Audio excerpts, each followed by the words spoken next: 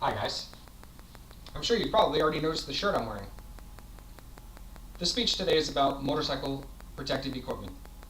This is a motorcycle protective shirt. Anybody who's ever ridden a motorcycle knows how exhilarating it can be to ride a motorcycle on the road. Unfortunately, they also know how dangerous it can be, and not being seen is one of those problems. But I'm actually here to talk about proper protective equipment, and visibility is going to play into that a little bit.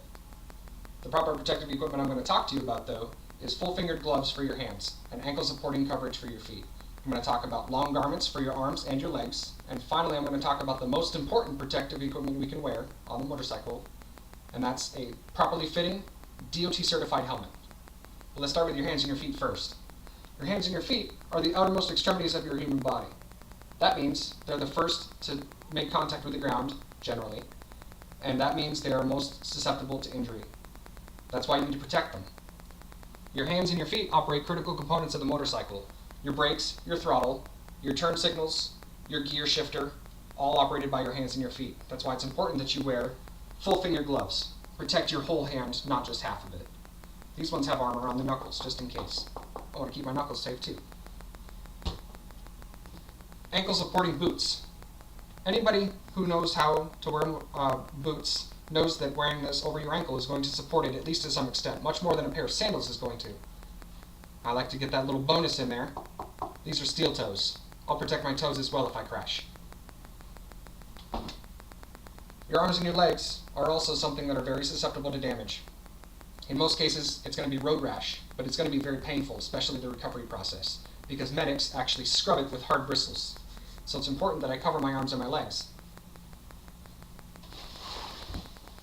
This is a legitimate motorcycle-specific jacket that I happen to own, that I wear at all times when I ride my bike. It has padding in my shoulders, my elbows, and the lower back to protect the three extreme areas that could possibly be damaged. And it's also got visibility, just like my shirt does, that reflects light back from headlights so that I'm very well to be seen. I also have a protective vest, just in case I don't feel like I'm visible enough. I want to feel a little bit more visible. I look like the sun when I'm on the road. This thing is bright. No one's going to miss me on the road, and that's what I want. For my legs, standard procedure for most people on a motorcycle is jeans. Jeans are made of denim. They're very durable, but they're not going to be completely durable against anything. They're just going to be relatively durable. They're going to be more durable than a pair of shorts. They're going to be more durable than a pair of wind pants or sweatpants. But jeans are perfectly good, at least for low-speed accidents, and they should protect you at least for most damage. The most important information that I can give you, though, about wearing protective equipment is to wear a properly fitting, DOT-certified helmet. This will save your life, much more than the arms and your legs, your hands and your feet. This is my helmet. This is a full-faced, DOT-certified helmet. You can tell a helmet is DOT-certified simply by looking at the back. Do you see that sticker on the back? If your helmet does not have that sticker on the back, your helmet is not DOT certified and is not guaranteed to protect your head. If you don't have that sticker, you shouldn't buy the helmet. This is my helmet. There are many other like it, but this one is mine. This is my visor. Protects my eyes from those angry mosquitoes who like to attack you when you're riding a motorcycle. It also has a little bit of elements of visibility. It is somewhat reflective. It's mainly design. But the main important part is the padding inside. This is made to actually pump air around my face and fit perfectly to my face. That way when I shake my head and my helmet doesn't move. That way when I crash, which I hopefully never do, my helmet doesn't fly off my face.